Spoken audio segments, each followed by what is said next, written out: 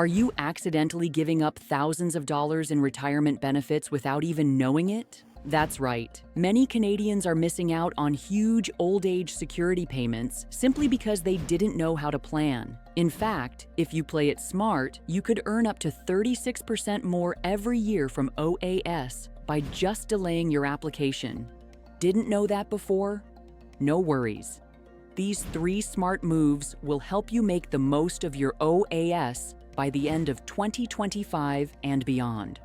So, without further delay, let's get in. Chapter 1. What is OAS and why it matters? Before we jump into the smart moves, let's make sure we're all on the same page. The Old Age Security is a monthly payment from the Government of Canada to people 65 and older. It's not based on your work history like the Canada Pension Plan. Instead, it's based on how long you've lived in Canada after the age of 18. OAS is meant to help cover basic expenses in retirement, but how and when you apply for OAS can totally change how much you receive. That's why these 3 smart moves are so important. Chapter 2. Delay OAS payments for maximum benefit. If you don't need the money right at age 65, you can delay your OAS and get paid more later. For every month you wait, your OAS increases by 0.6%. That might not sound like much, but over time it adds up big. If you wait all the way until age 70, you'll receive 36% more every year compared to starting at 65. That means instead of around 8,500 Canadian dollars a year, you could get up to 11,641 Canadian dollars per year, and that's for life. For couples, that could mean a total of 25,600 Canadian dollars every year if both delay to 70. Now, this move works best if you're in good health, you expect to live into your late 80s or longer, and you don't need the money right away at 65. But there's one big risk to think about. If you're married and your partner passes away early, you could lose the chance to split income for tax savings, and your own income might push you into the OAS clawback zone. So, if you're part of a couple, it's good to plan together. Chapter 3. Beat the clawback. You might be wondering, what's this clawback I keep hearing about? The OAS clawback happens when your annual income gets too high. As of 2025, if you make more than 93,454 Canadian dollars a year, the government starts taking back your OAS. For every dollar you go over that amount, they reduce your OAS by 15 cents. But don't worry, there are smart ways to reduce your taxable income and keep more of your OAS. One powerful strategy is income splitting.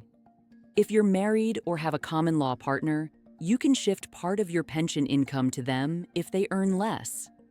Together, you could have a combined income of 182,000 Canadian dollars, but if split evenly, neither of you crosses the clawback line. That's a big win. Another strategy? Use your tax-free savings account. Money withdrawn from your TFSA doesn't count as income, so it won't trigger the clawback. If you need cash, try to take it from your TFSA first, before tapping into your RRSPs or RRIFs. You can also make smart use of deductions. Every dollar you deduct from your income can save you 15 cents in OAS if you're near the clawback zone. Some good deductions include RRSP contributions, especially spousal RRSPs if your partner is under 71, interest on investment loans, and investment account management fees. Want to go even further? Look at tax-efficient investing. Pick investments like ETFs or growth stocks that don't pay big dividends. Finally, be careful with your registered retirement income fund. Once you convert your registered retirement savings plan to a registered retirement income fund, usually at age 71, you have to start withdrawing money, which raises your income. Try to keep withdrawals to the minimum or start drawing from your RRSP earlier to lower the RRIF later. This is called a RRIF meltdown. Chapter 4. Plan your retirement income timing. Many people make the mistake of retiring early, starting their CPP at 60, OAS at 65, and then later realizing their taxable income is way too high by the time they're 75. But if you plan ahead, you can make your retirement money stretch a lot further. One way to do this is by drawing from your RRSPs early, between ages 60 and 70, while delaying your OAS and CPP. This way, you reduce how much is left in your RRSP later, so your required RRIF withdrawals are smaller and less likely to push you into the clawback zone. Also, if you have big capital gains, like from selling a property or investments, it might be better to deal with those earlier in retirement before you start OAS. That way, they don't hurt your OAS payments later. If your income is on the lower end, you might also qualify for the Guaranteed Income Supplement. This is an extra monthly payment for low-income seniors who get OAS. You don't need 40 years of Canadian residency to get it, but you usually need at least 10 years after age 18 to qualify for partial OAS. And yes, time spent outside Canada might not count unless you were working for the Canadian government or military. So if you lived abroad, it's worth checking your eligibility closely. While this guide focuses on OAS, don't forget about CPP. Just like OAS, you can delay CPP to age 70 for a 42% bigger payment. The two programs work well together, especially if you delay both and live a long life. So, take action, delay wisely, dodge the clawback, and plan your income with intention. These smart strategies could mean thousands more in your bank account every single year. All of this comes straight from official Government of Canada data, simplified to help you make confident decisions.